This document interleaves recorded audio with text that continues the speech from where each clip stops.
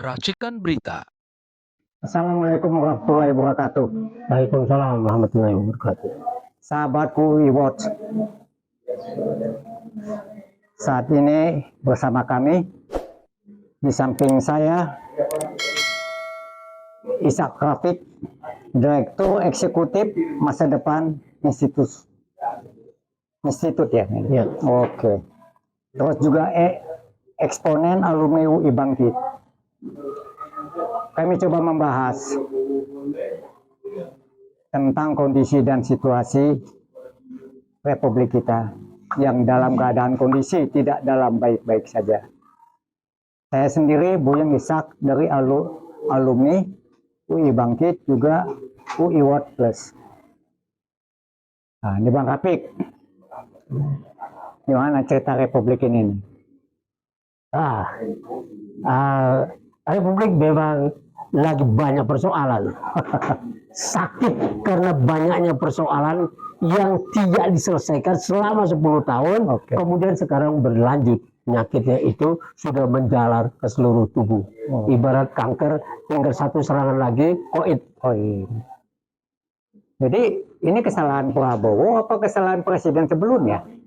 Ini kan sebuah akumulasi dari kesalahan presiden sebelumnya yang berjalan selama 10 tahun. Ya. Jokowi tepatnya. Jokowi diwariskan oleh SBY keadaan negara yang sebetulnya lebih baik. Diwariskan oleh SBY negara dengan pertumbuhan ekonomi 6,2%. Itu. Kemudian kurs dolar terhadap rupiah 9.500. Bagus itu. Sangat bagus. Kemudian berhasil menyelesaikan utang dengan IMF, beres di zaman SBY. Itu. Jadi kalau saja Jokowi bisa langsung menggunakan itu langsung tancap gas, itu bisa menjadi dalam waktu 1, 2, 3, 4 tahun itu bisa menjadi pertumbuhan itu menjadi 7%, 8%, mungkin setelah 10 tahun bisa menjadi 8% dengan gampang. Tapi pasti pertanyaan Anda, mengapa bisa menjadi menurun langsung di zaman Jokowi? Ya pasti itu pertanyaan yang biasa keluar dari Bang Buyung ini. Di mobil pun udah keluar yang bikin berat itu. Jadi saya jawab aja.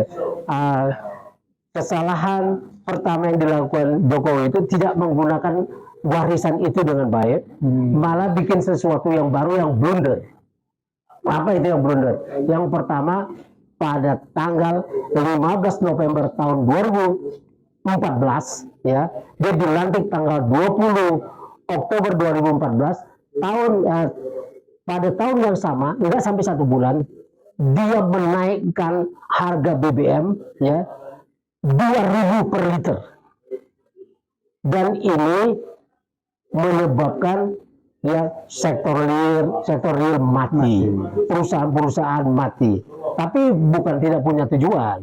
Menaikkan BBM 2.000 per liter ini tujuannya adalah mendapatkan dana cash 120 triliun dari selisih harga lama dengan harga baru. Tapi rakyat yang mendukung dia sebagai presiden rakyat ini langsung dihukum dengan kenaikan BBM itu. Ya, karena BBM ini menyangkut hajat hidup orang banyak. Jadi ketika BBM naik, ya, dengan tujuan mendapatkan 120 triliun dari selisih harga, 20 triliun direncanakan untuk dipakai sebagai kartu Indonesia Sehat, kartu Indonesia Harapan, kartu Indonesia Menangis dan lain sebagainya seperti itu. Pokoknya itu yang mau dipakai. Yang 100 triliun akan menjadi dana segar yang bisa dipakai apa saja. Ini pemerintah pada saat ini ingin masalah payment ID. Nah, itu pendapat Bung Rafiq gimana tuh Bung Rafiq? Nah, ini saya lanjutkan dulu sedikit yang tadi itu ya. Dalam ilmu ekonomi, yang 100 triliun itu sebetulnya sebuah ilusi, money illusion katanya. Karena apa? Kalau kita jual mebel, misalnya kita satu perangkat kursi meja ya berharga 40 juta misalnya yang bagus ya. Kemudian kita naikkan harganya menjadi 60 juta, maka 20 juta selisihnya itu menjadi milik kita. Dan itu aman, boleh pakai kita. Tapi ketika urusan dengan BBM, ini lain. Ini yang 100 triliun yang diharapkan itu cuma sebuah ilusi. Karena dia akan menghancurkan bagian-bagian lain. Jadi yang pertama, ketika naik BBM itu 2.000 per liter, yang pertama kena adalah apa? Inflasi. Inflasi menjadi 7%. Ya, 7% ini artinya mengurangi 100 triliun itu dengan inflasi 7% menjadi tinggal 93 triliun, dikurangi 7 ya. Tinggal 93 triliun. Kemudian pajak yang 1.400 triliun waktu itu ya, ketika ini BBM naik, itu ongkos transportasi naik, ongkos produksi naik, segala macam ini semuanya naik. Ya, distribusi naik karena ongkos-ongkos kan naik. Nah, akibatnya penerimaan pajak pada tahun pertama itu ya berkurang dari 1.400 triliun menjadi di bawah 1.000 tahun 2015. Jadi akibatnya luar biasa ini. Artinya 100 triliun yang kita dapat sudah berkurang 7 triliun oleh inflasi, berkurang lagi dari penerimaan pajak 400 triliun. Artinya sudah minus 307 triliun. Ya, itu dari 100 yang diharapkan. Makanya ini sebuah ilusi. Kemudian apa lagi? Itu karena inflasi 7% itu, anggaran belanja negara yang itu 2009 triliun 2014 ya, itu berkurang nilainya terhadap barang ya, ada 2009 triliun dan 1.000 triliunnya dipakai untuk belanja barang. Belanja barang ini ya, ketika ada inflasi 7%, jadi berkurang nilainya 70 triliun. Nah, akibatnya sudah berkurang 307 triliun, ditambah lagi berkurang lagi 70 triliun. Jadi keinginan mendapatkan 100 triliun ini menyebabkan negara ini akhirnya kekurangan biaya pembangunan yang luar biasa, dan karena itu harus dipenuhi dengan utang dan utang lagi dan utang lagi. Menteri Keuangannya tetap yang sama, Sri Mulyani Indrawati. Kita bicara soal utang. Kalau utang itu betul-betul untuk pembangunan sih nggak ada masalah. Ternyata utang itu berkelanjutan sampai pemerintahan sekarang. Ya. Nah itu bagaimana anunya tuh? Ya, ini kenyataan yang berjalan ini kan sebetulnya orang kalau meminjam uang pada tahun pertama dia meminjam uang, maka dia harus sudah tahu berapa keuntungan yang bisa dia dapat dan dalam berapa tahun itu utangnya akan lunas. Ya, kalau betul mengelola utang. Tapi kalau tidak betul mengelola utang, maka utang itu harus dibayar lagi dengan utang. Dan ini kesalahan manajemen yang luar biasa, entah ini dengan sengaja atau tidak. Ini sebetulnya kalau di perusahaan swasta dipecat kalau merugikan perusahaan atau negaranya. Itu kebijaksanaan siapa ini? Presiden ataukah staf ahlinya? Apa bagaimana pembantu? Dan presiden jelas bertanggung jawab untuk semua itu. Tapi orang-orang yang mengerti tentang uang, tentang ekonomi ini adalah orang-orang yang ada di Equin, Menteri Keuangan, Menteri Perindustrian, Menteri Perdagangan. Ini bertanggung jawab terhadap penjelasan-penjelasan yang sebetulnya harus akurat kepada presiden. Tapi kalau presiden mendapat janji-janji yang muluk-muluk, bisa terjerumus. Nah, inilah yang terjadi karena pada zaman SBY itu utang cuman 2.600-an triliun ya. Itu cuma segitu. Tapi pada masa Jokowi itu terus meningkat sampai terakhir ketika ditinggalkan oleh Jokowi, menurut laporan Mulyani Indrawati sudah mencapai 10.260-an triliun. Jadi sudah meningkat hampir 5 kali lipat. Nah, artinya tidak terkelola dengan baik ini utang. Kita akhirnya utang lagi, dan ini menyebabkan runtuhnya nilai rupiah terhadap dolar. Sehingga sekarang menjadi 16.200, 16.300 seperti masa krisis di zaman Bisa krisis dulu. kita nih. Itu sekarang bisa mencapai krisis lagi. Padahal kita dalam keadaan aman-aman saja. Harusnya tidak menjadi seperti ini.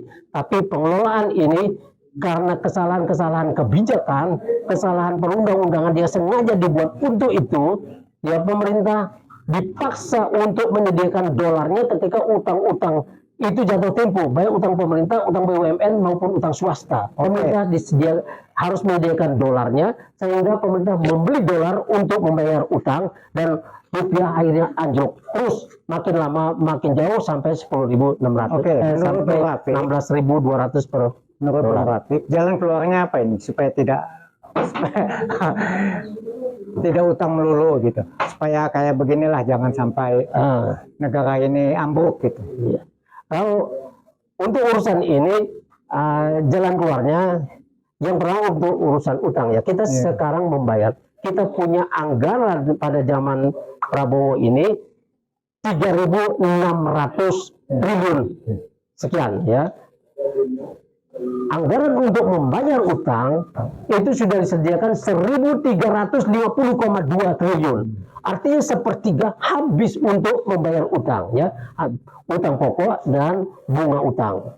Itu bunga utangnya itu 500 triliun lebih, kemudian utang pokoknya 800 sekian. Nah, ini tidak bisa dibiarkan. Karena apa? Pendidikan memerlukan dana yang besar dan harus 20%, dan ini diabaikan. Katanya uang pendidikan nggak sampai kan 20% ya, tapi kenyataannya yang diterima nggak demikian. Katanya Nah, demikian. Yang kita bisa lihat di APBN, di nota keuangan dari Menteri Keuangan itu kan cuma 97 triliun yang untuk Departemen Pendidikan. Jadi ini bermain-main dengan angka-angka, kemudian ngomongnya bagus di depan DPR, yang DPR tidak mengerti keadaan ini atau tidak peduli. Ya, harusnya dia menuntut DPR itu, tapi sekarang DPR tidak menuntut. Dia tidak mewakili kita, tapi mewakili para bohir-bohir yang dulu membawanya ke tampuk DPR itu. Yang kemudian dia menjadi kolaborator dengan pemerintah yang seharusnya diawasi.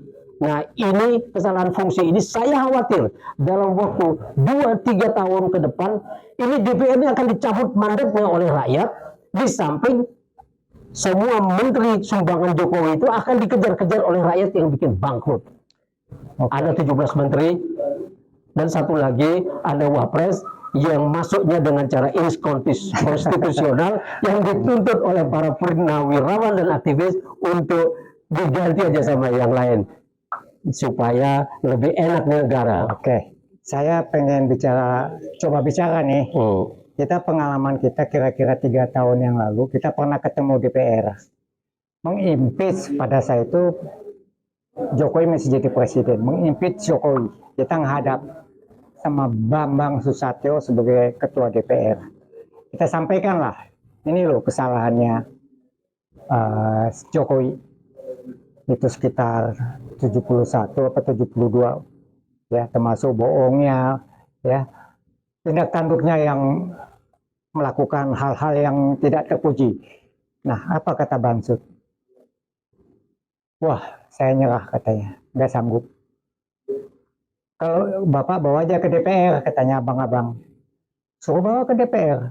Nah, tapi ke DPR, dia juga ngomong, kalau saya bawa ini ke DPR, itu DPR katanya, kalau nyeleneh aja nih, bisa dipecat, dikriminalisasi, dan bisa dipenjara.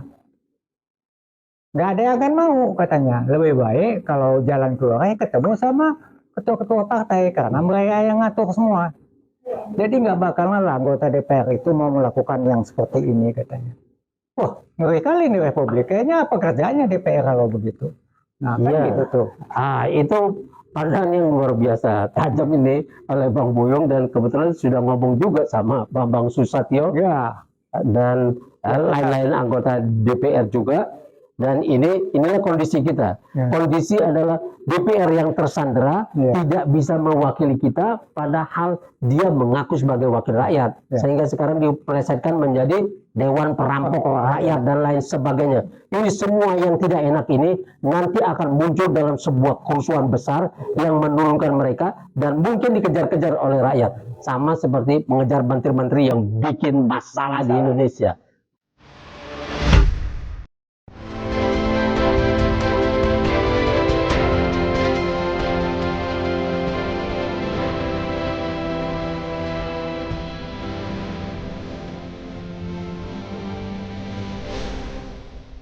Racikan Berita